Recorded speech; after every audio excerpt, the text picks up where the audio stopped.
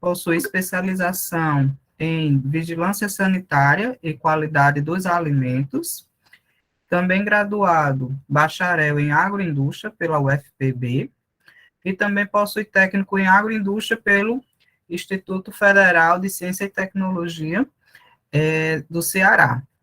Tem experiência na área de ciência e tecnologia de alimentos, processos e tecnologia de produtos agroalimentares, ênfase em microencapsulamento de compostos bioativos, bioprocessamento, biotransformação de produtos agroindustriais e extração em antocianinas de frutos não convencionais, com potencial antioxidante e antimicrobiano. Também atua em desenvolvimento de novos produtos, né, na área de agroindústria, aproveitamento de resíduos agroindustriais, estudos com soro do leite e desenvolvimento de produtos simbióticos, microbiologia de alimentos, controle de qualidade, higiene e inspeção de alimentos, assim como também na área de tecnologia de leite e derivados. Então, Aleph, fica à vontade e boa sorte e bom mini curso para todos nós, tá bom? Vou ficar aqui acompanhando vocês. O teu microfone está fechado, Aleph. Agora tá ok? Agora sim, áudio tranquilo.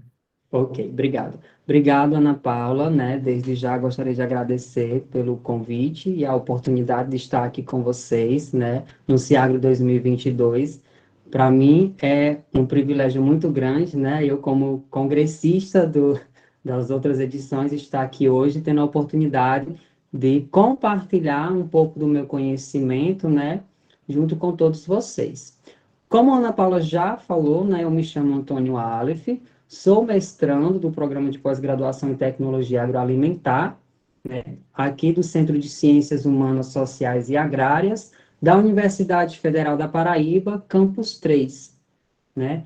E hoje, no minicurso, a gente vai falar um pouco, né? Vou apresentar para vocês a pesquisa que vem sendo desenvolvida, né? Do qual tem tema microencapsulação e aplicação em alimentos, né? De antocianinas, obtidas aí de frutos não convencionais.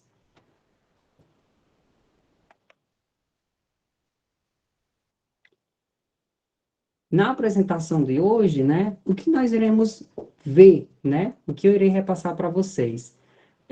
De início, a gente vai ver a questão relacionada com as exigências dos consumidores, né? A pesquisa em desenvolvimento, ela está relacionada também com as exigências desses consumidores, né? Nós, consumidores, estamos cada vez mais exigentes com relação a um alimento seguro e de qualidade, né? E essa pesquisa, né, o projeto em si, ela também se baseia nessa questão de atender, né, essa nova tendência, o novo consumidor que vem aí no futuro, tá? Nós iremos falar, claro, sobre a microencapsulação, o que é essa microencapsulação, como acontece, né?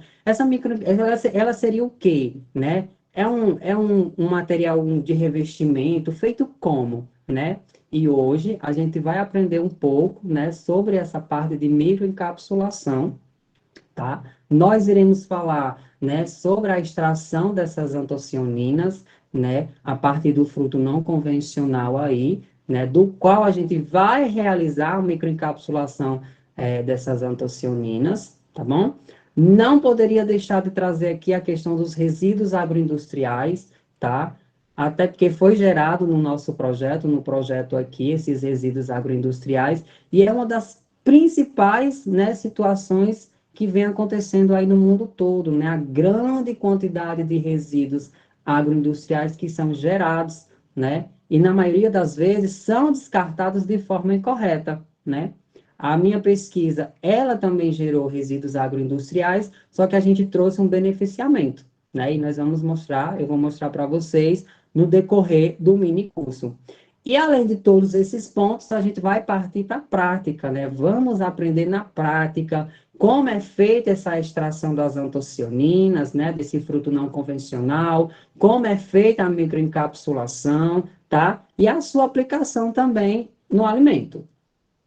Só que antes de iniciarmos, eu destaco aqui para vocês alguns pontos, né? Não só na minha pesquisa, mas na pesquisa em que vocês estejam participando também, né? Desde dissertação, tese, PIBIC, extensão, enfim, não importa. Mas você, pesquisador, você tem que levar para si mesmo alguns pontos durante, né, o desenvolvimento da sua pesquisa. Como, por exemplo, né, qual é o problema que vai ser resolvido? Né, enquanto você, pesquisador, está desenvolvendo aquele determinado projeto. Quais são os impactos científicos, tecnológicos ou sociais, né, da pesquisa desenvolvida? Né? Qual é a importância dessa pesquisa para a sociedade, para o desenvolvimento da sociedade? Porque sabemos que nós, né, pesquisadores cientistas, estamos aí trabalhando para, né, o desenvolvimento da sociedade. E, claro, quais são essas, né, as originalidades do projeto proposto? Né? Então, a gente tem que, durante, né, a etapa de produção de qualquer projeto, a gente tem que se auto-questionar, né? E eu trago esses 3 pontos, tá bom? Então, fica a dica para vocês aí. Então, dando início, a gente vai falar um pouco, né, sobre o novo consumidor, tá? Dentre os parâmetros aí utilizados pelo consumidor para julgar o aspecto sensorial e a saudabilidade dos alimentos, pode-se dizer que a cor, né, ela está no topo da lista. Isso porque a cor, ela influencia diretamente na preferência, né? Seleção e desejos de consumo de alimentos, né? E nós, consumidores, na maioria das vezes, né, compramos, que nem que se diz, pelo olho, né? Quando a gente vê uma embalagem chamativa, por exemplo, né? Um alimento brilhoso, principalmente frutas, né? Quando você chega no mercado, que você encontra lá no setor uma maçã atraente e brilhosa, uma fruta, né? Então, na maioria das vezes, nós acabamos comprando o produto pela aparência e não pela qualidade, né? Então, a demanda por alimentos, né, intensamente coloridos provocou a incorporação de alguns compostos químicos, orgânicos e inorgânicos nos produtos alimentícios, né? Sendo assim, gente, uma vez que a cor ela está fortemente associada à expectativa de qualidade, a adição de corantes ao alimento, né, é uma forma de atender essas expectativas, né, do consumidor e mascarar também algumas perdas, né, durante ali o processo e também a conservação desse alimento, né. Então, vários corantes alimentícios, né, sintéticos foram, né, já desenvolvidos, vêm sendo desenvolvidos a fim de adicionar, né, qualidade e características específicas aos produtos. Entretanto, com o passar do tempo, né, vários deles foram proibidos, tá? Devido ali a apresentarem claros efeitos colaterais, né, como sinais de toxicidade a longo e curto prazo, né, prejudicando aí a saúde do consumidor.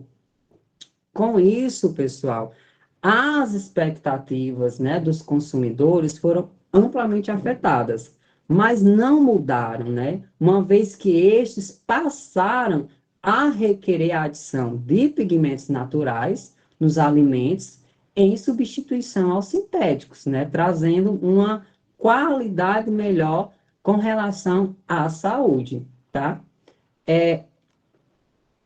Existem inúmeros, né, inúmeras vantagens no uso de corantes naturais aí sobre os sintéticos, principalmente devido às suas propriedades, né, as propriedades que a gente pode citar, propriedades farmacológicas, né, produtos coloridos, com compostos naturais, possuem melhor valor de mercado, né, adicionalmente, o uso de corantes naturais na indústria alimentícia possui um potencial multidimensional, né? Pois além da propriedade de colorir, nós temos os carotenoides, né, que podem ser utilizados aí nos alimentos como uma fonte de vitaminas, e as nossas antocianinas, né, que estão atuando aí como agentes antioxidantes.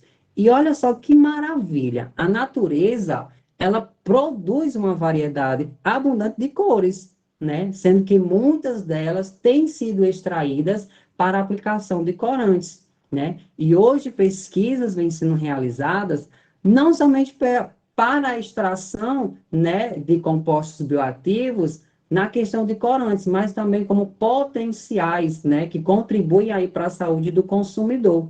E as frutas e os vegetais, eles são, né, naturalmente coloridos, principalmente por 4 grupos de pigmentos, que nós temos aí no quadro demonstrativo. Nós temos as clorofilas, né, coloração verde, nós temos os carotenoides, do amarelo, laranja, um pouco avermelhado, temos as betaninas, né, já o início da coloração vermelha, e as nossas antocianinas, né, que vem do início de um vermelho intenso, passando do azulado até o roxo. Com relação, né, a essas antocianinas, elas, né, são um grupo de pigmentos aí de flavonoides responsáveis por grande parte das cores em flores, frutas, folhas, caules e raízes, né, de plantas. Esses pigmentos, eles apresentam, né, tonalidades variadas, como eu já falei, né, que vem aí do vermelho, do roxo, né, que vai oscilando aí entre o vermelho e o azul. Isso, claro, dependendo do pH do vegetal no qual se encontram, né? Essas antocianinas, né, elas são também compostos solúveis em água, né? Que se apresentam aí na maioria das suas vezes como glicosiladas com açúcares, tá? Os quais elas auxiliam na estabilização.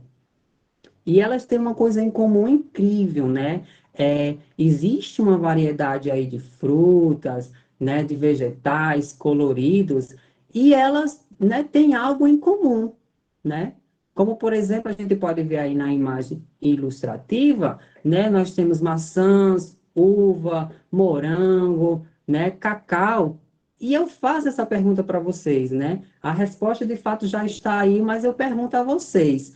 Vocês saberiam informar, né, o que esses alimentos aí têm em comum, né? E vocês poderiam me responder que, claro, né, todos eles são ricos em flavonoides, né, que exercem aí inúmeros efeitos benéficos à saúde humana, né, sendo estes atribuídos principalmente às propriedades antioxidantes, anti-inflamatórias, né, antimicrobianas e por aí vai, né? Esses flavonoides, eles compreendem um grupo, né, de mais de 5.000 compostos fenólicos distintos, amplamente distribuídos na natureza, são produzidos, né, como metabólicos secundários, tá, em inúmeras espécies do reino vegetal, encontrados aí, né, a maioria em quantidades em frutas, vegetais, grãos e folhas, né, folhas que são produzidas também para a produção de chá, né? Esses flavonoides, eles também se dividem numa subclasse, né?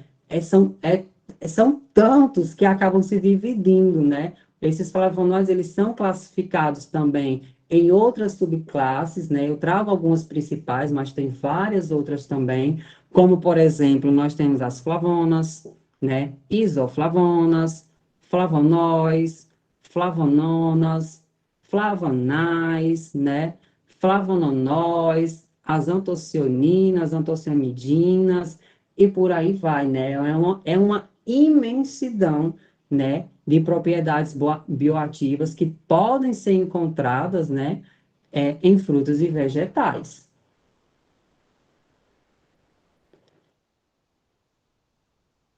Como resumo do que a gente já viu aqui, né, a gente já viu, então, que existem mais, né, de 5, 6 mil aí, tipos de flavonoides que foram já identificados em plantas, né?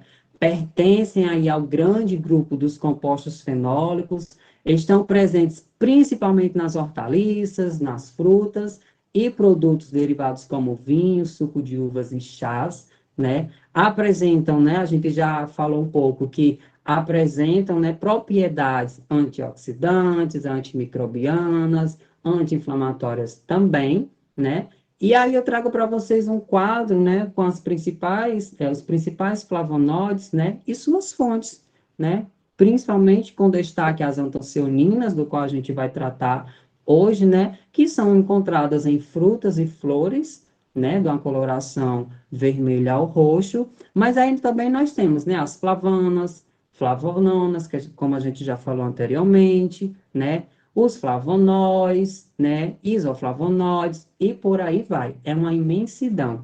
E é aquela coisa, né, que nem a gente pode dizer, quem procura acha. Então, basta explorar, né, essas frutas, esses vegetais, que a gente vai encontrar algum composto benéfico. E foi justamente o que a gente fez aqui no CCHSA, no programa de pós-graduação em tecnologia agroalimentar, né? A gente explorou o que já vem sendo explorado aí, né, que é a questão do jambolão. Para quem não conhece, o jambolão, ele também é conhecido como azeitona roxa, oliveira roxa, jambolão, jamelão. Muitos também colocam que é o fruto do cemitério, que é encontrado em alguns locais do cemitério, né? Então, assim, o jambolão, né, que tem esses nomes aí diversos, ele é produzido por uma árvore, né, que pertence à família da mirtácea, originária ali da Ásia tropical, né, especificamente na Índia. Sua fruta é pequena e possui forma ovoide. Na maioria das vezes, ela é utilizada como uma árvore ornamental, né? Mas aí, devido aos estudos que vêm sendo feitos, né, com essa fruta, foi descoberto propriedades, né, que são essenciais tanto para a saúde do consumidor, né, como também para utilizar na aplicação industrial. Ela, né, falando um pouco sobre o jambolão, ela torna-se roxa escura, né, quando completamente madura. Sua casca é fina, né, lustrosa e aderente, né. A sua polpa, ela também é roxa, tá? Carnosa, envolve um caroço ali único e grande, né? O seu sabor, ele é um pouco, como é que eu posso dizer? Adstringente, né? É agradável ao paladar, tá? Mas é um pouco adstringente, que nem a gente fala, né? A sua cor, ela apresenta um grande impacto visual, né? Vocês podem observar aí pela imagem, a coloração dela é fortemente, é chamativa, né? Esse fruto, ele é citado por sua grande porção aí de bioativos, né? Especificamente ali os compostos fenólicos e ácido ascórbico, né? E uma grande atividade antioxidante, certo? E lógico, né? Dentre essa atividade antioxidante, né? É sinal que apresenta uma grande quantidade revelante de antocianinas.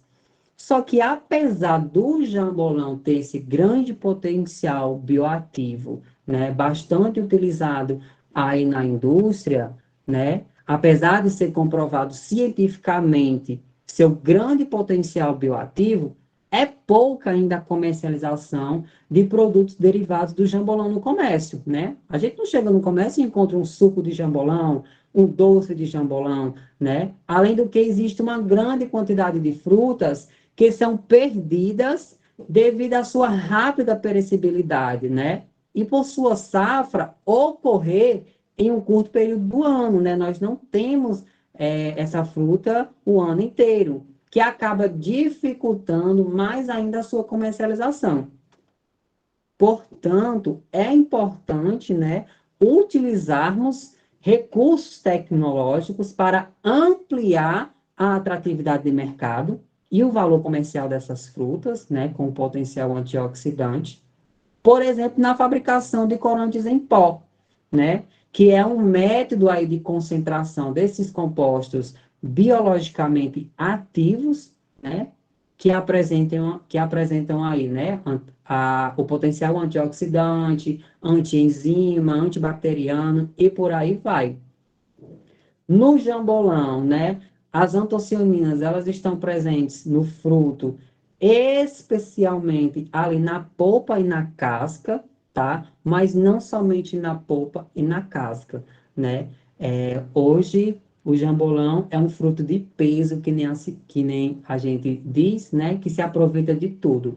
Então, já foi encontrado, né, um potencial, né, a quantidade significativa de antocianinas no caule, no resíduo, no caroço, na polpa, nas folhas e por aí vai, né?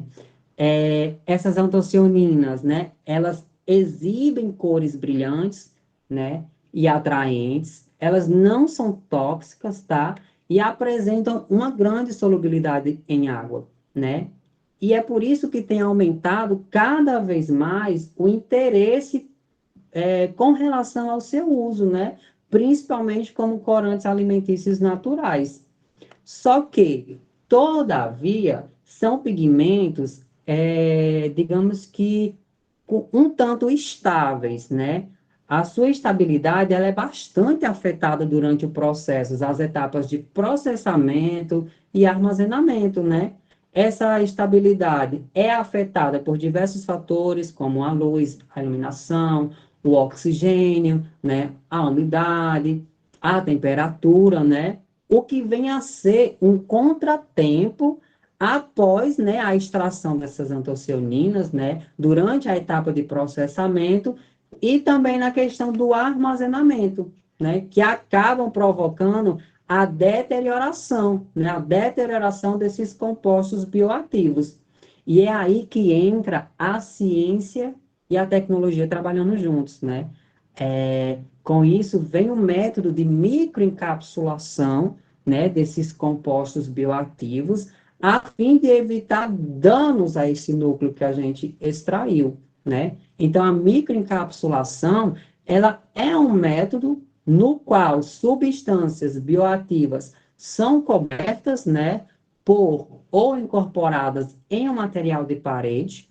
Esse material de parede é um revestimento que a gente chama, vocês pesquisando, podem encontrar, né, em algumas pesquisas o nome revestimento, matriz, encapsulante ou transportador, mas em resumo, é um material que vai proteger, né, essas antocianinas que a gente extraiu, né? As antocianinas são, no caso, o núcleo que a gente extraiu do jambolão, certo?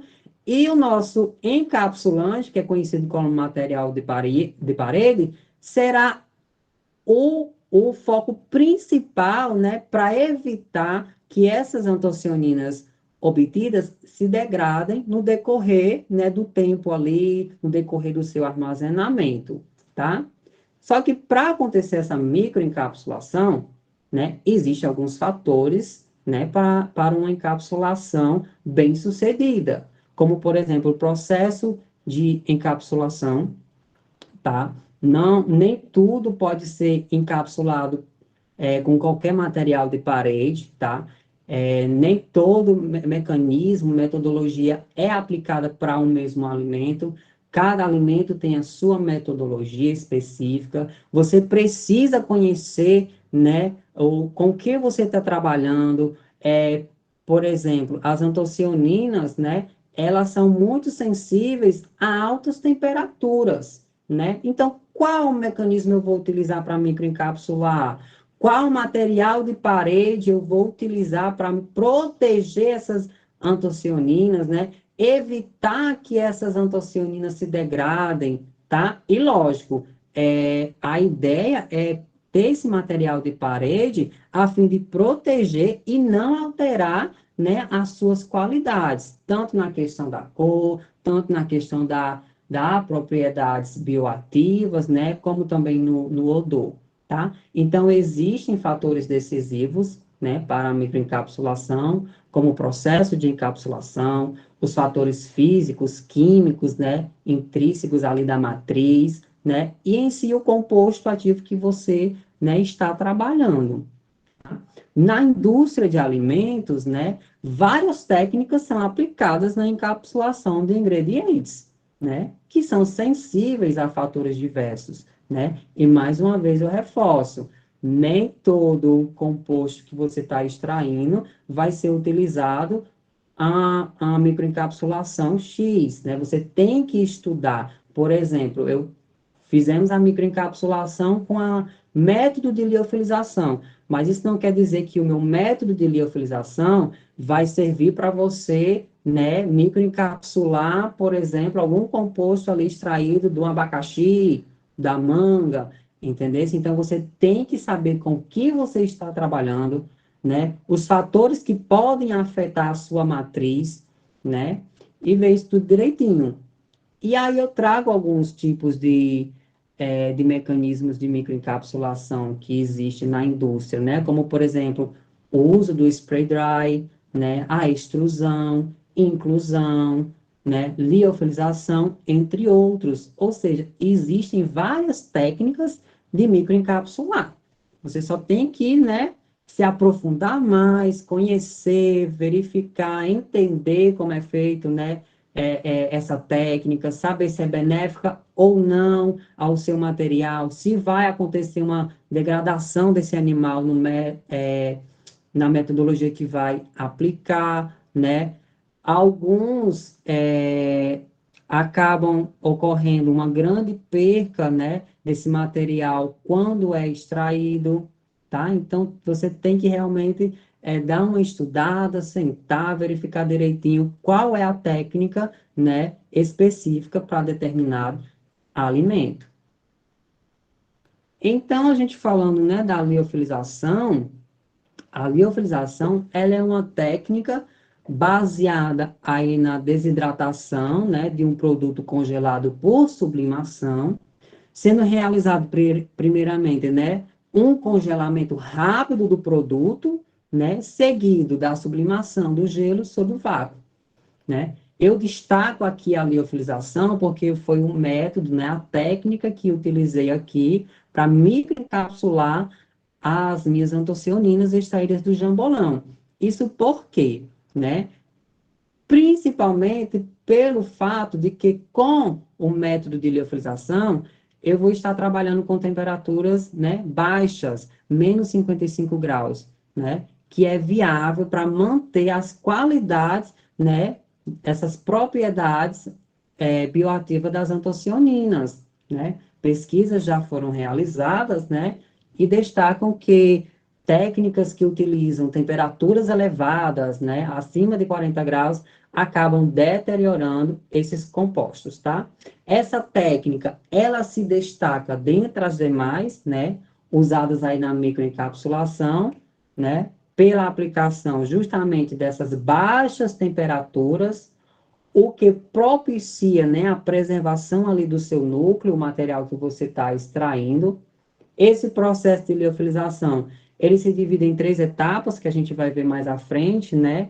Onde nós temos aí o congelamento rápido, a secagem primária, que vocês também podem encontrar aí na literatura como nome sublimação, e a secagem secundária, que vocês podem encontrar também como nome dessorção, tá? Essa liofilização, ela pode acontecer, né, num aparelho com tipo bandejas, né? Essa liofilização, ela pode acontecer também com a utilização da parte externa do liofilizador, utilizando, né, adaptadores, balões e por aí vai. Isso tudo vai depender do material que você vai utilizar, tá? Para fazer essa liofilização. Com relação, então, às etapas, né, do processo de liofilização, né, ela é uma técnica, né, ela é uma técnica de desidratação, né, que não afeta ali os alimentos, como outras técnicas tradicionais, né, a quais utilizam processamentos térmicos, apesar, gente, de apresentar um alto custo, tá? Não vou aqui, né, glorificar a questão da liofilização por ser um dos melhores métodos, mas ele apresenta um alto custo, né? O uso desse método, ele é justificado quando o produto ele é sensível demais ao calor, né? No caso, as nossas antocianinas extraídas ali do jambolão, ou quando se deseja, né, preservar as características originais do alimento, que foi o que a gente buscou, né? Um produto liofilizado, ele torna-se ainda mais competitivo, né, quando analisa-se a sua praticidade. Quando eu digo praticidade, eu estou me referindo na questão do transporte e armazenamento, né? Dado que esse produto ele é desidratado, né, se tornando um pó, ocupa menos espaço, né? é mais leve, tá? E ele dispensa do uso de câmaras de refrigeração para o seu armazenamento. Só que, né, desde que, né, essa embalagem ela esteja adequada, vedada, tá? É uma embalagem a vácuo para não absorver a umidade, porque se absorver aquela umidade presente ali no ar, já era. Vira logo uma papinha, né?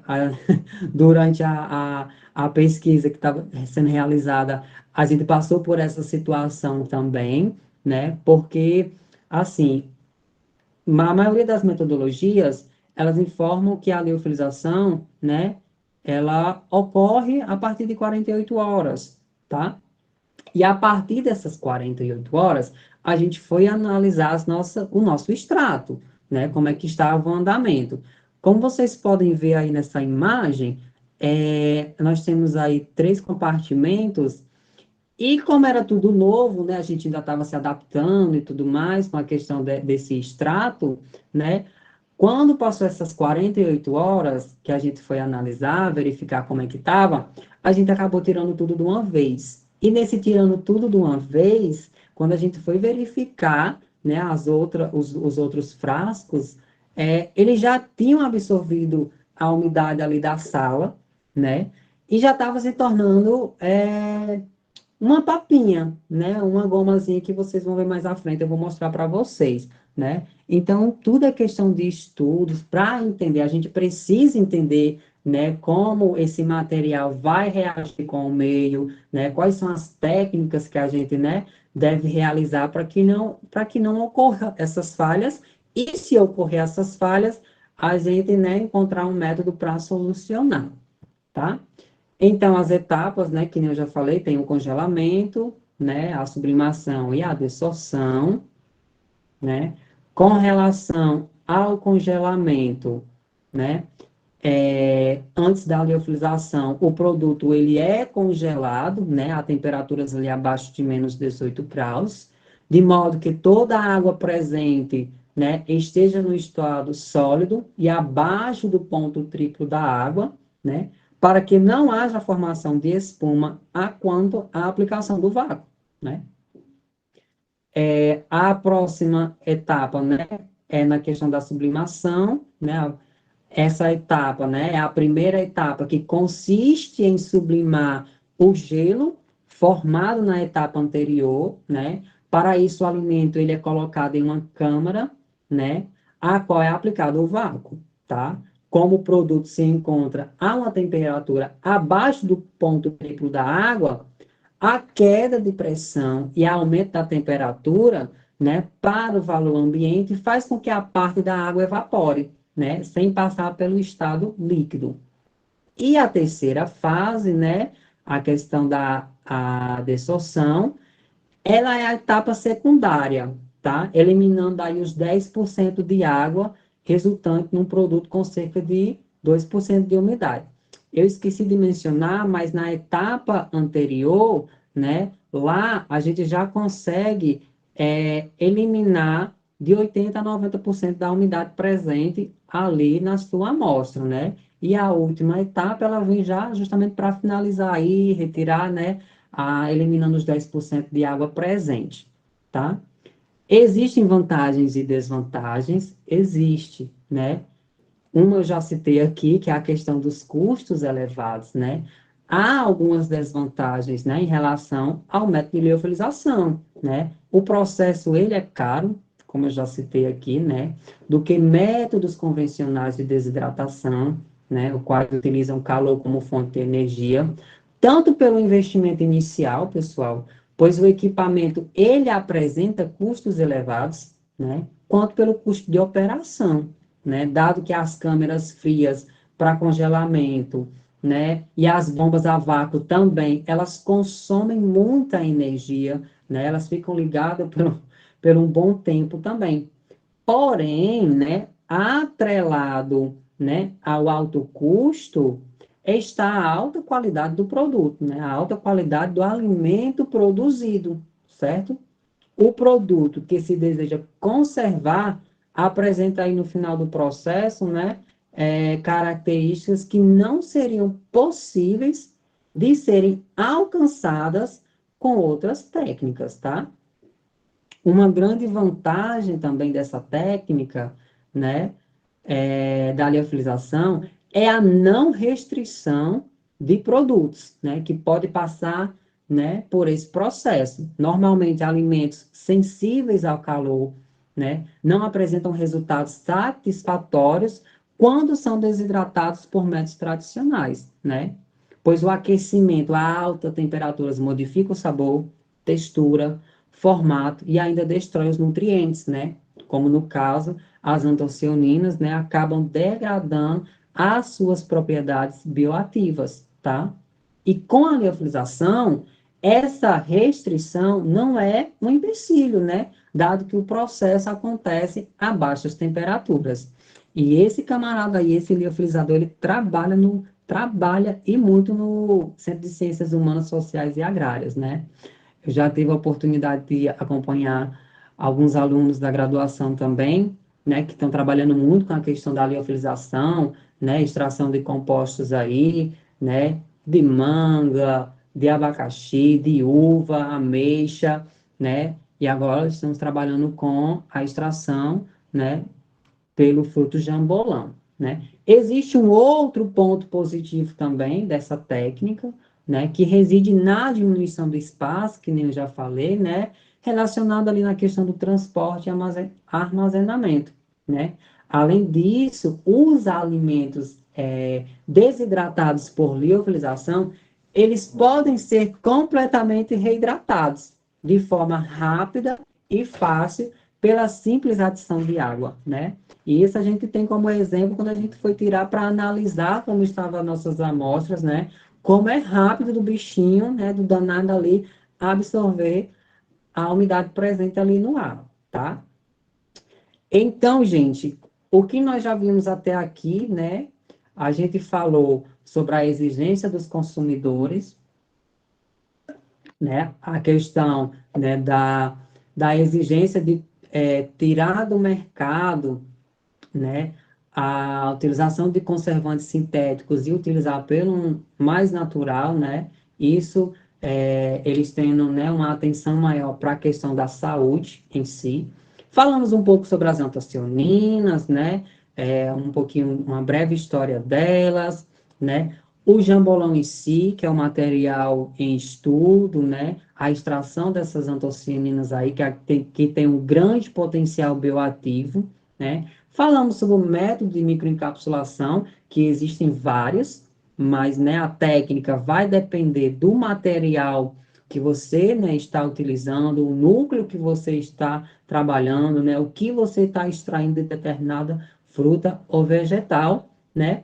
E falamos um pouco aí sobre o material de parede, né? Que o material de parede seria a capa protetora, né, do extrato em si, né, no caso o jambolão. Nós vamos continuar falando um pouco mais sobre esse material de parede, né? Existem vários tipos de materiais de parede, tá? Que são autorizados aí, né, para a questão do consumo, e a gente vai dar um pouco de ênfase neles a partir de agora, tá? Então, gente, com relação ao material de parede, né, a microencapsulação é um método no qual, né, substâncias bioativas são cobertas, né, que nem a gente já falou, né, ou incorporadas ali em um material de parede, né, com a encapsulação, o composto ativo, ele pode ser, né, protegido, né, de fatores ali ambientais destrutivos, né, e liberado de forma controlada ou solubilizado, tá? Esses compostos bioativos, né, são substâncias químicas presentes ali em plantas e frutas, tá? E são amplamente conhecidos por trazerem benefícios à saúde, né? Podem ser designados aí como alimentos funcionais, né? Por apresentar justamente propriedades funcionais. Só que esses compostos, né, eles são extremamente sensíveis, né, a vários fatores aí que a gente já falou, né, já citou durante a apresentação.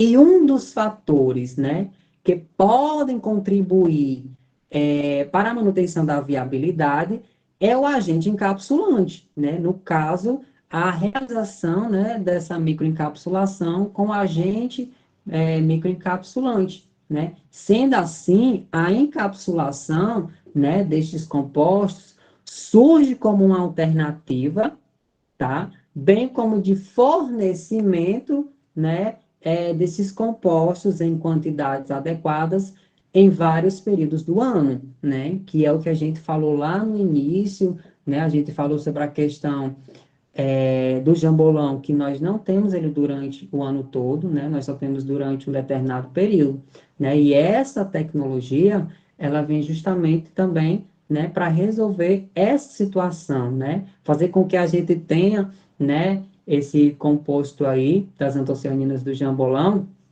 em vários períodos ao ano, né?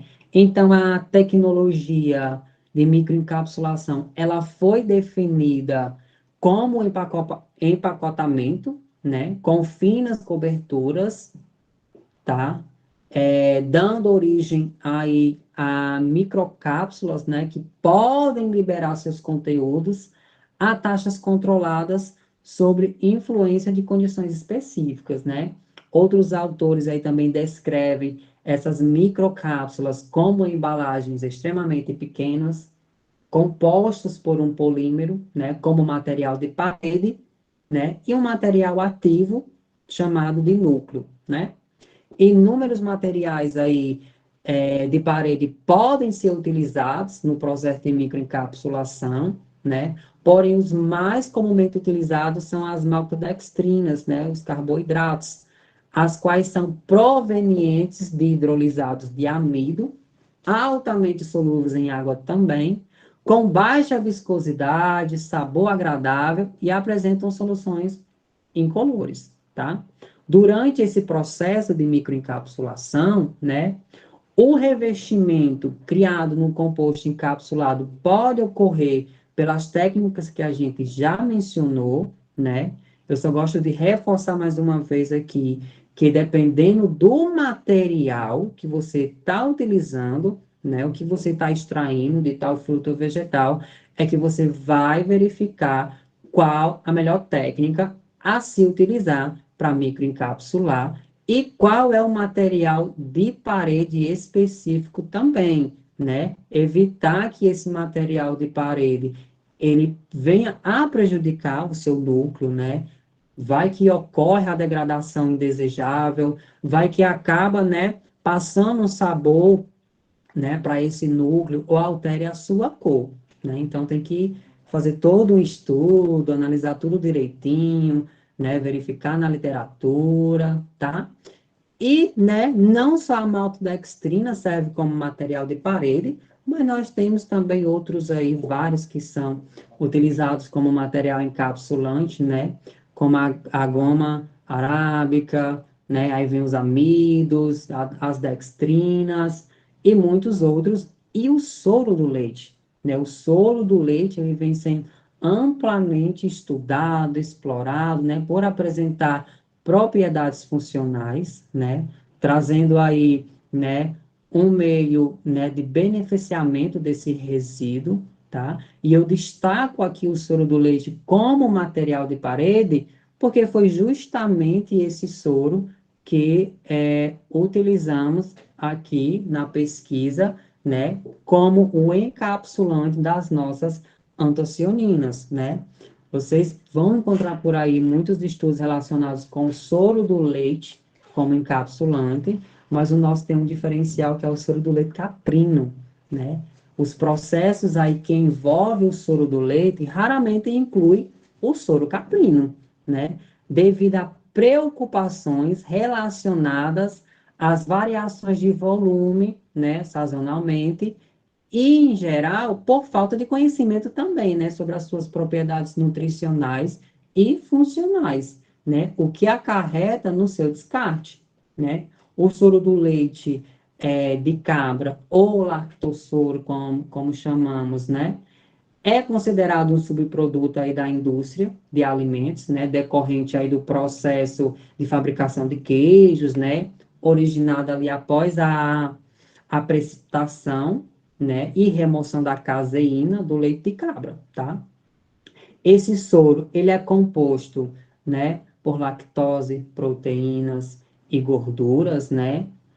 As proteínas encontradas, né, no soro do leite, nós temos aí a beta-lactoglobina, a, a beta e a alfa, né, a alfa também lactobumina, né, estão diretamente relacionadas ao alto valor nutricional, né, e as propriedades tecnológicas do soro, tais como gelificação, formação de espuma e emulsificação também, né? O soro do leite, ele também se caracteriza por apresentar alto teor de cálcio e peptídeos bioativos com possíveis efeitos hipotensivos, antioxidante, hipocolesterolêmico e antimicrobiano também, né? É tanto que em algumas aulas a gente fala que devido ter tantas propriedades bioativas o soro do leite, né? Daqui uns dias vão estar dizendo que o soro é o leite e o leite é o resíduo, né? Devido às grandes quantidades de propriedades bioativas que podem ser encontradas no soro, tá? Sem contar que já existe também os métodos de biotransformação desse resíduo, tá? Que pode ser extraído tipos de açúcares aí funcionais. Então, o soro do leite é maravilhoso, né? Então, gente, com a questão do resíduo, né? Esses resíduos que são gerados aí na agroindústria, nos últimos anos, né, devido à maior preocupação da ciência, tá, e da sociedade pelo meio ambiente, né, houve um crescimento aí no número de pesquisas que visam a utilização dos resíduos agroindustriais como uma maneira de aproveitamento para a geração de produtos, né, com alto valor agregado. Tá? Na indústria, né, de alimentos, são conhecidos, né, como resíduos, parte da matéria-prima, não utilizadas no processamento do produto principal. Mas isso importa? Né? Importa sim, né? O desenvolvimento e implementação de processos sustentáveis, né, capazes de converter biomassa em vários produtos com valor agregado, é uma necessidade absoluta para aproveitar resíduos agroindustriais e gerar melhor impacto ambiental, né? E é tanto que ontem a gente teve a oportunidade de estar com um professor, né, do qual falou sobre a importância, né, da biomassa, né, a questão da utilização dos resíduos, né, gerados ali pela indústria, né? Então, né, entra aí a questão, né, da biotecnologia sustentável, né, que estimula o desperdício a zero. E só para nível de conhecimento, eu destaco aqui, né, alguns resíduos que são gerados, durante o processamento ali na indústria, e vejam só que o soro, 90%, né? Olha o tanto de resíduo que é gerado, né? E, né, esses resíduos, eles são ricos em compostos bioativos, né? Apresentando aí, né, essas atividades bioativas que podem ter, né, uma geração de energia, ração animal, né, entre outros métodos, quando aproveitado, né, e quando descartado de forma incorreta, acaba trazendo problemas ambientais, né. Então, entra aí essa questão dos processos biotecnológicos, né, para poder, né, conseguir esses compostos de alto valor agregado. Só que, né, a gente tem uma dificuldade muito grande de trabalhar com ciência no Brasil, né? Infelizmente, né, os nossos superiores, ainda tem esse tabu de querer investir no ensino, na pesquisa, né? E a gente fica à mercê, porque a gente necessita de recursos, né? Vocês viram aí na minha apresentação, né, lá atrás, que tem um grande custo, né, para esse método de liofilização, mas que é de suma importância, né? Então, nós pesquisadores temos várias ideias, né? A questão mesmo é a falta de recurso, a falta de reconhecimento, né? E acaba, né, fazendo com que esses resíduos sejam descartados de forma incorreta, né? Sendo que esses resíduos agroindustriais são ricos em compostos bioativos, né? Mas, dando continuidade aqui, né, eu vou falar um pouco, mostrar aqui para vocês o resíduo, né, da pesquisa, da nossa pesquisa aqui realizada, tá? É, o resíduo, no caso, né, nós temos aqui o caroço, certo? E também o resíduo, né, que fica após a filtração, tá? Esses resíduos, né, eles estão sendo utilizados, tá bem? Aí vocês conseguem ver melhor, né, o resíduo que vai ficando após passar pela filtração completa, né? Uma grande quantidade de resíduo é gerada, né? Uma parte desse resíduo, ele está sendo utilizado como potencial uso, né, do resíduo aí como ingrediente alimentar, tá? Eu até destaco aqui, né, o aluno Maxwell Alves, bacharel em agroindústria aqui do campus, né? Ele trabalhou justamente com a reutilização desse resíduo gerado da minha pesquisa, né? E foi descoberto um grande potencial de antocianinas ali naquele resíduo, tá? E que pode ser usado, né, como um ingrediente alimentar, né? Olha que interessante, né? Com relação à questão do caroço, né? O caroço ele se mantém armazenado, a gente ainda não conseguiu processar, mas já tem várias pesquisas aí relacionadas com o uso desse caroço, né, do jambolão, para auxiliar ali na dieta de ração de animais, tá? E é o que eu falei lá no início para vocês, o jambolão, né, é uma fruta de peso, tudo se aproveita, né? Ele se aproveita por completo, tá? Tanto aí na questão do caroço, né, da polpa, da folha, do caule, por aí vai. É uma, digamos que é uma fruta bem rica, né? Durante as etapas também, né, nós tivemos o resíduo, no caso, o soro do leite caprino, né? Esse soro do leite caprino, ele veio do produto que a gente fez para poder fazer a aplicação dessas antocianinas, tá? Não posso especificar muito do que se trata, porque está, né, entrando em patente, mas aí, né, desse produto lácteo que a gente fez, nós obtivemos o soro, né, que era o que a gente precisava para poder fazer o nosso encapsulamento das nossas antocianinas, né? Aí nós temos o soro, colocado aí nos potinhos de polietileno, já congelado, tá? O soro aí, depois a gente, né, passou para a etapa da liofilização desse soro, né? Até ele ficar completamente seco, né, no seu estado adequado para a gente poder realizar, né, o encapsulamento das nossas antocianinas, né? Então, esse soro, ele serviu como material, né, encapsulante aí das nossas antocianinas, tá? Aí vocês podem ver, né? Enfim, nós aproveitamos, né, a quantidade de resíduos aí que foi gerada durante a pesquisa, agregando valor a esses resíduos, né? Aqui eu mostro para vocês uma parte da equipe em ação, né? Ó, pronto. Aí, ó, a gente fez a filtração, né? Aí essa figura do meio, essa imagem do meio, foi no exato momento que eu expliquei para vocês lá atrás, que a gente acabou tirando todas as amostras do liofilizador de uma vez, quando a gente foi abrindo, e estava nesse estado aí, parecendo uma papazinha, né? Mas no final ele fica que nem essa terceira imagem aí, tá bom? Né?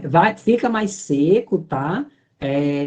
A etapa toda durou 72 horas, tá? Isso porque o extrato ele apresenta uma grande quantidade de açúcar, tá, pessoal? Aí acaba dificultando um pouco mais, né, a liofilização. Aqui nós temos uma parte da equipe que, né, maravilhosos, não poderia deixar de mencionar cada um deles aqui, né? Aí nós temos Laiane, Max, né? Professora Camila, que é a minha orientadora, tá? Aqui do programa. Michela, que também faz parte do projeto, né? Tem Douglas também, que participou conosco, né? Fez uma apresentação incrível para vocês da aula prática de extração e microencapsulação que vocês vão ver agora no final, né?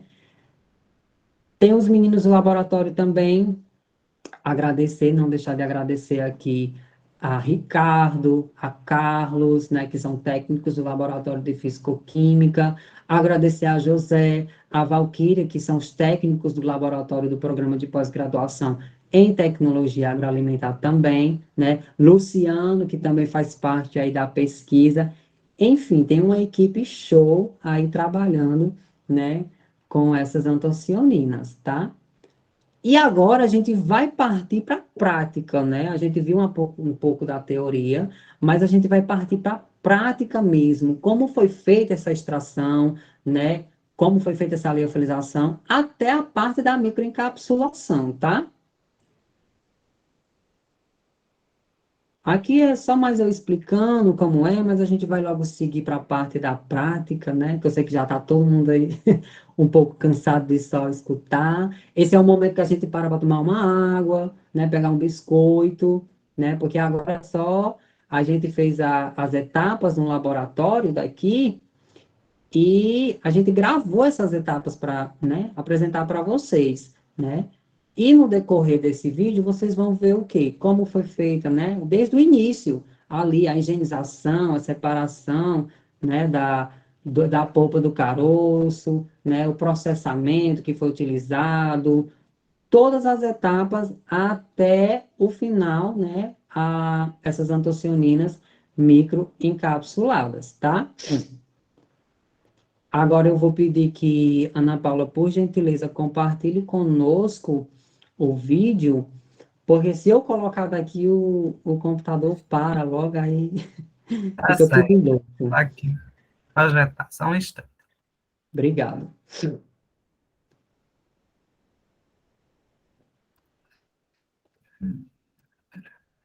Aí, pessoal, conforme for surgindo, né, dúvidas, fiquem à vontade para ir colocando aqui no chat, que no final, né, a gente vai E conversando, né, para poder ver a situação. tá aparecendo. Tá carregando. Certo. Deixa eu ver até o volume. Tá no máximo já. Apareceu o total? Pronto, tá, agora sim, aqui tá ok.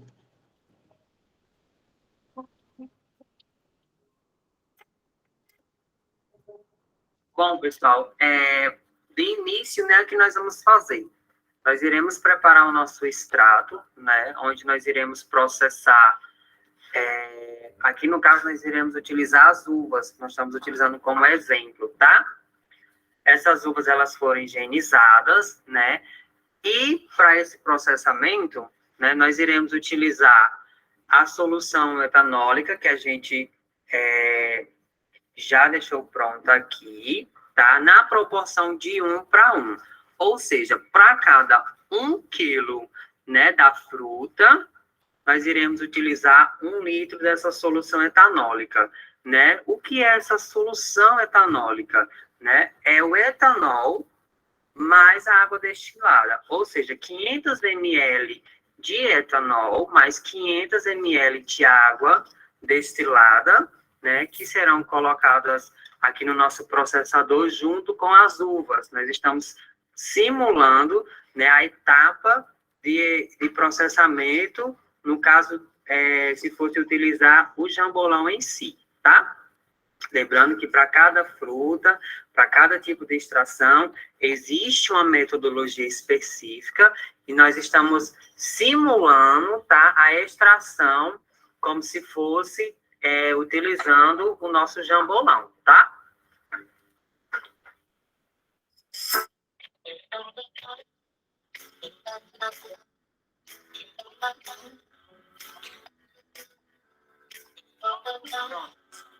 já foi feito o processamento, a próxima etapa é fazer a filtração, né?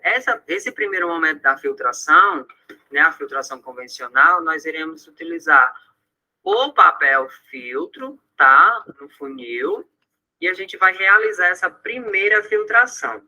Observe que um dos recipientes está com papel laminado. Por quê?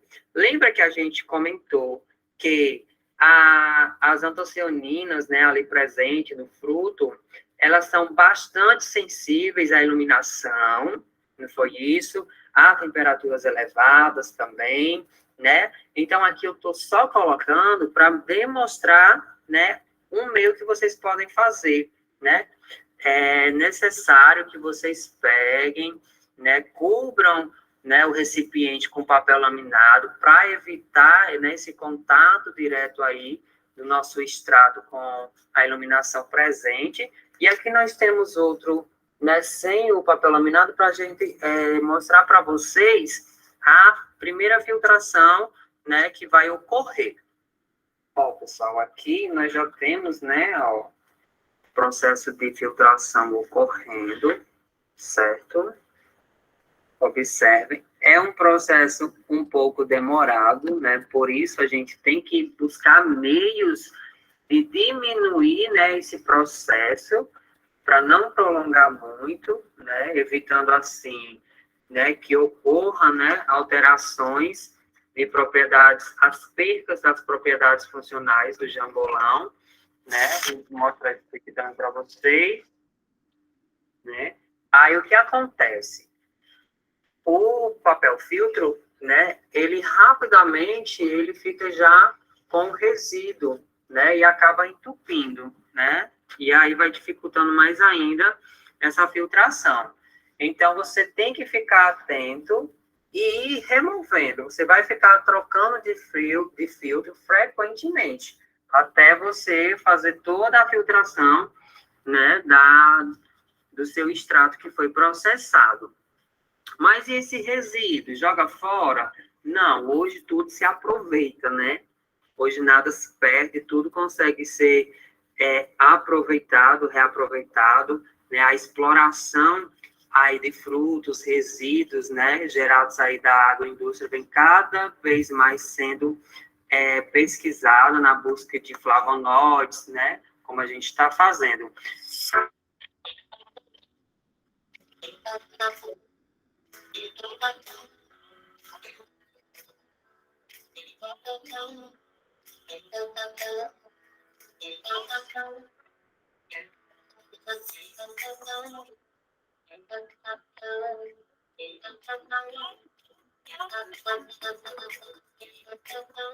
Né? A gente vai precisar fazer uma nova filtração.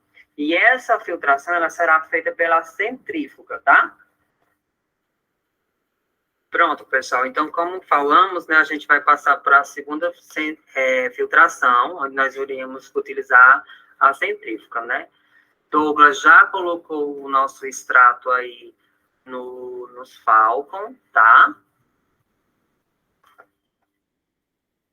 E a gente irá levar, então, para a centrífuga. Lembrando que devem seguir a metodologia específica para cada tipo de material, né, que você vai estar utilizando em sua pesquisa, tá bem?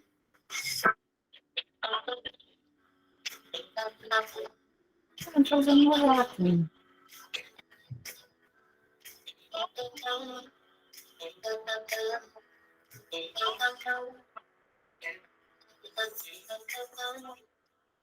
Vamos agora colocar, né, o nosso extrato na centrífuga para poder fazer o nossa segunda filtração aqui, para a gente obter, né, esse extrato mais líquido possível, né, onde a gente vai ter aí um sobrenadante.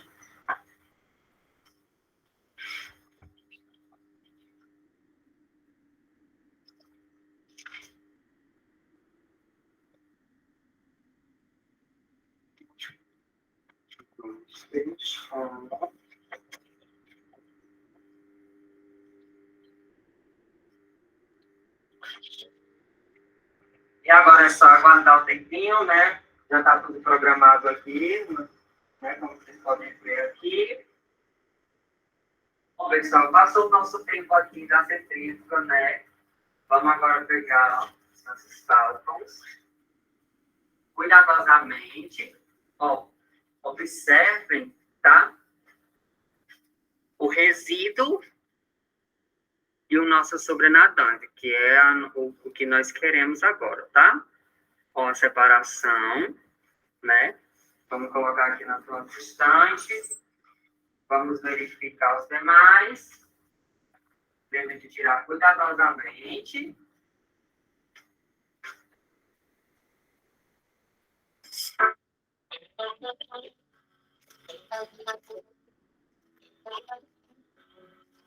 Outro ponto importante que a gente não mencionou aqui, na prática, mas na teoria está bem exemplificado, é que quando a gente faz o processo, né, a gente tritura ali no liquidificador a nossa fruta com uma solução etanólica, após isso a gente deve padronizar o pH, né? No caso, a pesquisa que está sendo desenvolvida, né, com o jambolão, a gente deve padronizar o pH para 2, tá bom? Então, não esqueçam disso. Douglas agora vai tirar, né, os nossos extratos aí do Falcon. Vamos passar novamente, né, pelo filtro, cuidadosamente, só para a gente, né, fazer a prova do 100, para evitar que não fique nenhum tipo de resíduo, tá? Mostra aqui. Bom, aqui é o resíduo, né? E o que precisamos já está, né, aqui passando novamente pelo filtro.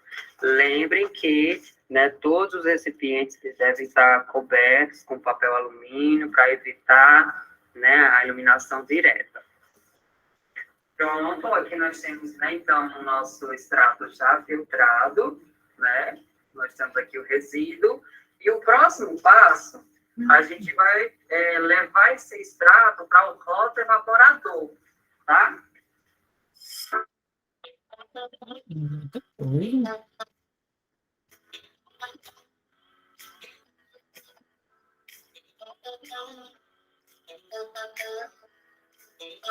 Aqui vai ser só uma parte demonstrativa, né, de como deve ser feito. E a gente vai colocar aqui o nosso balão, certo? Aqui, nesse sistema, né, nós iremos ligar o nosso roto-evaporador. Para a pesquisa em questão, a gente está deixando em 40 graus a temperatura. Por quê? Temperaturas acima de 40 graus, pesquisas já realizadas, comprovam a deterioração, né, das nossas antocianinas ali presentes no extrato, né? E a gente não quer que o nosso extrato final, né, ele fique sem um potencial antioxidante, tá certo? Então, a gente utiliza, né, o roto-evaporador a 40 graus Celsius, certo?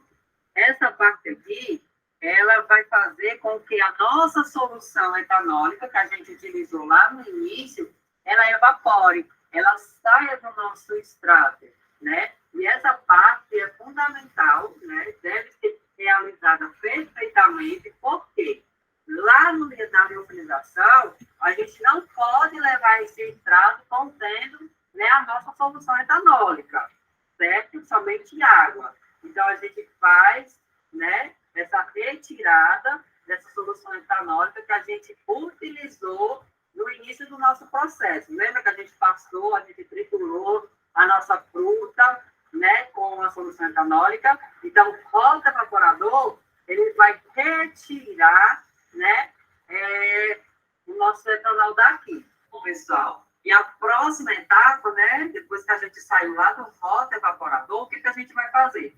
Nós vamos armazenar o nosso extrato, né, em recipientes adequados, certo? Vamos embalar. Lembre que fazer a etiqueta, vamos, né, identificar a amostra, tá bom? E vamos levar para o ultrafrio.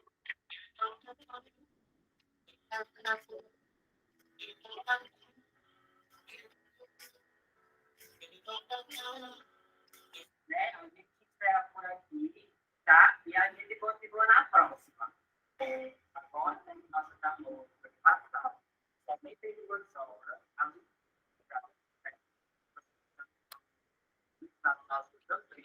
nós queremos realizar a biofilização. Aqui nós temos a sala de biofilização. Pode ser.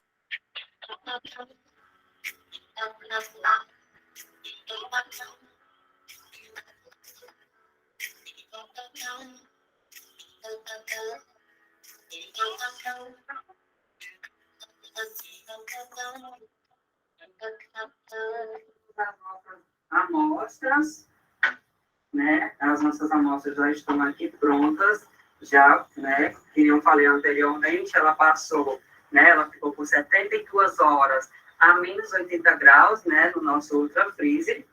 E vocês lembram que a gente falou, né? De evitar o contato dessa amostra diretamente com a iluminação, né?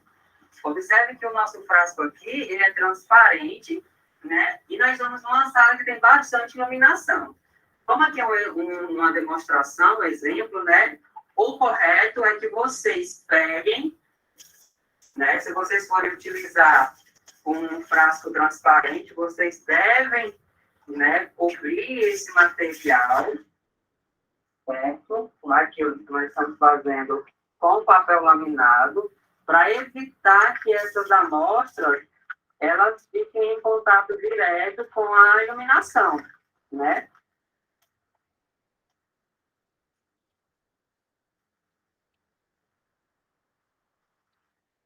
E aqui é totalmente diferente, né? Observe que a gente está utilizando, né, as nossas embalagens escuras, certo?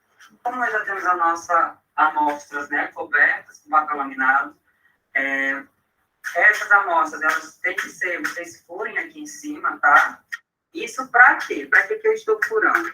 Quando a gente for colocar no biofreezador, para evitar situações indesejadas, como, por exemplo, possa ser que a sua amostra, ela comece a subir, evaporar de uma forma indesejável e acabe transbordando, né, o seu material para dentro do equipamento, né? Possa ser que aconteça uma queda de energia, né, e o seu biofreezador ele desligue, né, e essa amostra ela comece a descongelar, né, aí acaba, né, percorrendo essa amostra toda pelas estantes, né, chegando até dentro da nossa base, que é a câmara fria, né, então evitar que aconteça isso.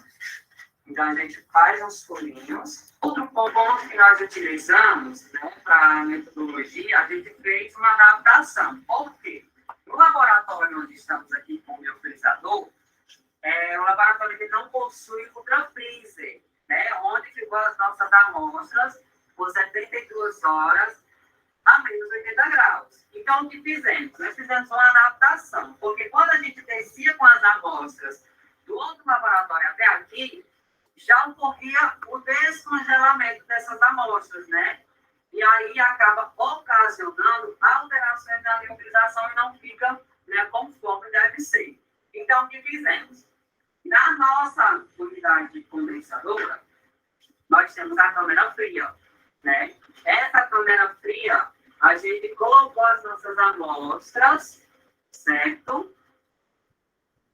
Essas amostras, elas ficaram aqui pelo período de 1 hora, ligadas no frio, né? Feito bem direitinho, né? Colocado o anel de sedação, colocado o otimizador, certo? Fechado e mantido por 1 hora aqui, certo? A menos 55 graus. Outro ponto importante é que a sua sala, o seu ambiente, ele esteja de modo controlado sobre refrigeração. Nós estamos aqui no ar-condicionado a 18 graus e a gente manteve, né, as nossas amostras aqui por um período de 1 hora. Passado esse período de 1 hora, aí a gente vai começar, né, a organizar as nossas amostras para liofilização. Lembrando que as amostras, elas ficaram aqui na câmara fria, apenas no frio, não foi ligado o vácuo, tá? Então, a gente vai retirar as nossas amostras. Vamos organizar tudo direitinho, né? O anel de vedação, né? O nosso utilizador. Aqui eu estaria utilizando, né? A estante, né? Mas aí, a estante para colocar as nossas amostras. Mas aí, dependendo do material que você for utilizar, né, você pode utilizar nas bandejas, né, dependendo do material e a metodologia que deve ser aplicada a esse material. Tem também a utilização feita, pode ser nas cápsulas ou no balão, certo? Próprio para a utilização, né? Existem os adaptadores para isso, mas isso vai depender, claro, do material que você vai estar utilizando, né? Como nós estamos aqui trabalhando com a extração de antocianinas do jambolão, a gente seguiu essa metodologia, certo? Então, não precisa da bandeja, tá, gente? Vocês podem colocar dentro aqui na estante, ok? Vamos fechar. Certo? Observe se todas as válvulas estão fechadas corretamente. Tá ok? Feita a vedação corretamente, né? Vamos aguardar um pouco a temperatura, né? Até chegar a menos 55 graus. E, após isso, ligar o nosso barco.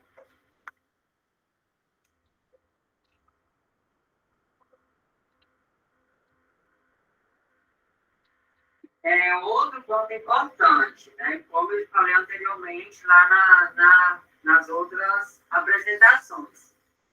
A extração dessas antocianinas, ela acontece com uma solução etanólica, né? E para nossas amostras virem para o liofilizador, elas não podem estar com esse etanol, certo? Edição de comissão é poderia colocar até a noite e meia. Né? A retirada desse etanol lá no roda evaporador, né? Que vocês viram nos vídeos anteriores, tá? Então, essa solução etanólica, ela deve ser retirada, né, pelo nosso roda evaporador, e só depois, né, que é feita essa retirada do etanol, que é acondicionada as nossas amostras do ultrafreezer, né, a menos 80 graus, por 72 horas, é que a gente vem para o liofilizador, tá? Outro ponto importante, as nossas amostras, como elas possuem uma grande quantidade de açúcar, elas demoram um pouco, né, a acontecer a liofilização. Então, durante o estudo realizado, a gente chegou num tempo determinado de liofilização desses extratos, né, de antocianinas do jambolão, a partir de 72 horas, né, sem interrupção, certo, do nosso liofilizador, né? Outro ponto importante para você pesquisador, você pode verificar durante, né, o processo de liofilização como está acontecendo, né, se está acontecendo essa liofilização corretamente, né? Você só não pode desligar o frio, certo? Você pode desligar o vácuo, que nem eu fiz, né? Aqui ela continua em funcionamento, né? A nossa unidade condensadora, ela permanece em refrigeração, tudo ok. Então, você pode, né?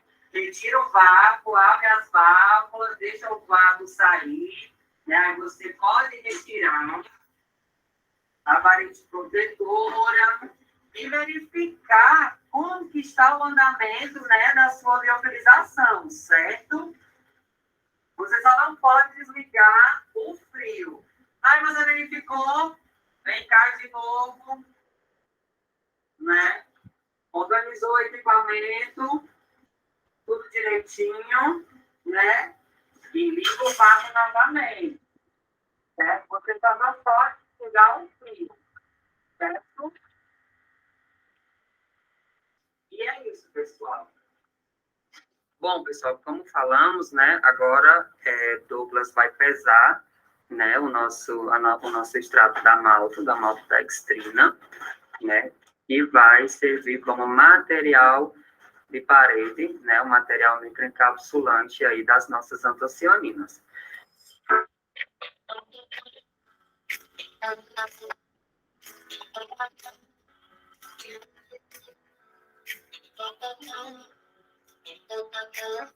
Pronto. Aqui com o material pesado, né? Os meninos agora vão preparar a diluição, né? Onde vai ser acrescentado a água destilada, né? No nosso extrato e fazer a trituração para que todo esse extrato aqui ele fique diluído.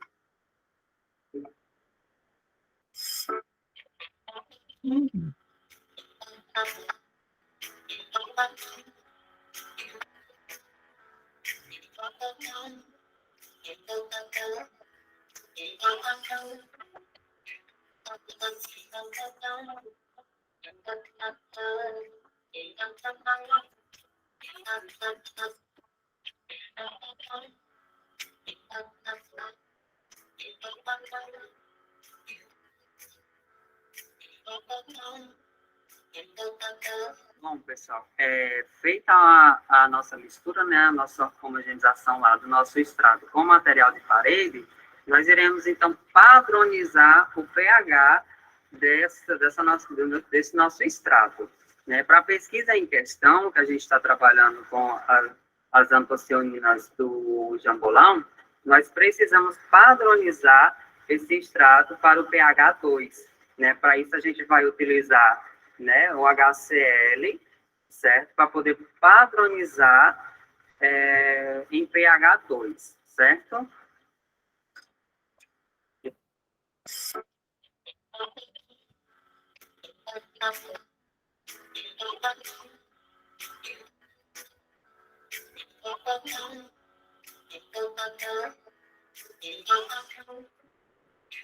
Os meninos, eles já chegaram, né, no pH 2, já verificaram, né?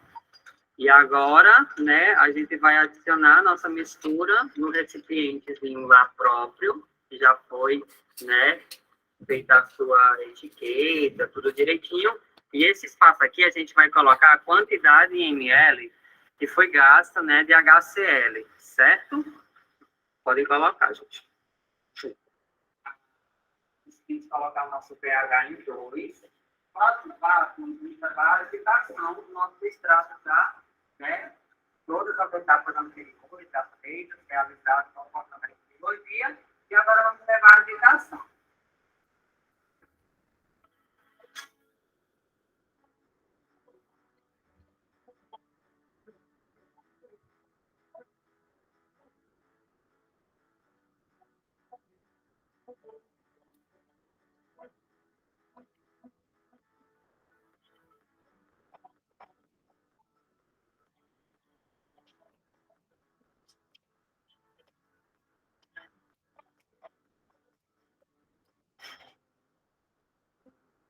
Pronto, pessoal. E só para poder, né, finalizar, lembra que ontem a gente preparou o material de parede, né, das nossas microencapsulações, certo? E levamos para o Ultra Freezer, né, a menos 80 graus, onde ficou lá por 72 horas, né? E agora esse material ele volta para o liofilizador para poder finalizar a nossa microencapsulação, né? Aqui eu estou já com minhas amostras do experimento, né? E a gente fez aquela adaptação novamente. A gente desceu com as amostras, né? Lá do laboratório do BPGTA e viemos aqui para o laboratório de físico-química, utilizar o liofilizador, certo? As amostras, elas estão lá na câmara fria, né? Onde vai passar por um período de 1 hora, apenas com o frio ligado, certo? E passado essa hora, né, a gente vai, então, organizar, ligar o vácuo para poder, né, fazer a liofilização. Bom, pessoal, aí, né, como a gente viu no vídeo anterior, a gente preparou o nosso material de parede, microencapsulante, né, trouxemos aqui para a unidade condensadora, mantivemos aqui as nossas amostras, né, dentro da câmara fria, certo? E o Ricardo agora vai retirar para a gente dar a etapa de liofilização, né? Onde vamos ligar o equipamento, E tu?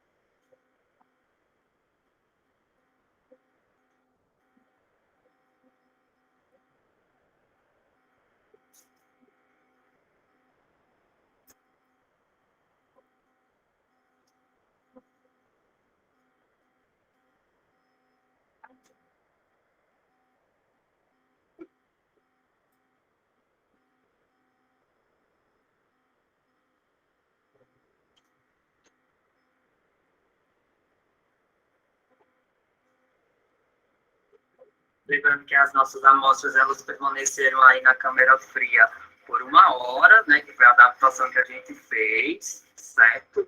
Somente no frio. Não foi ligado o vácuo. Agora vamos ligar o vácuo.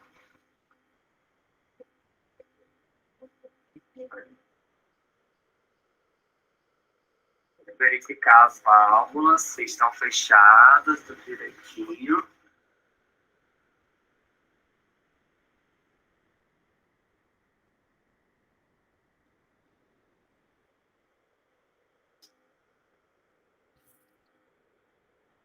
Depois de verificadas, se a vedação está ok.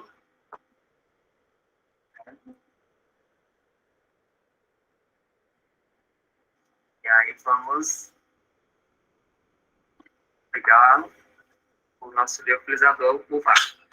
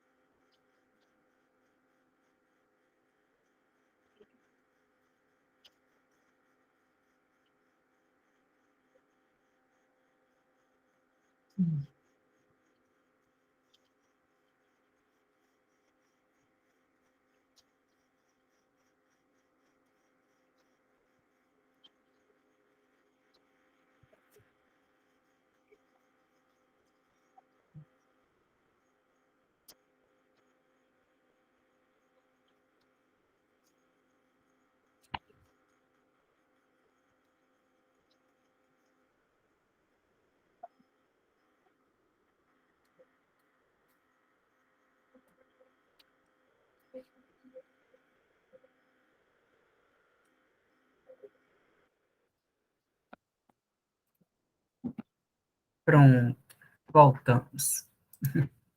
Voltamos. E é luta, viu? É chão. Pronto, pessoal. Sim, professora Ana Paula, eu esqueci só de colocar agradecimentos aos órgãos de fomento, tá? Universidade Federal da Paraíba, tá? A FAPESC, tá bom, pessoal? Tá bom? É a financiadora do meu projeto, tá? É a Fundação de Apoio à Pesquisa da Universidade, do Estado da Paraíba, né?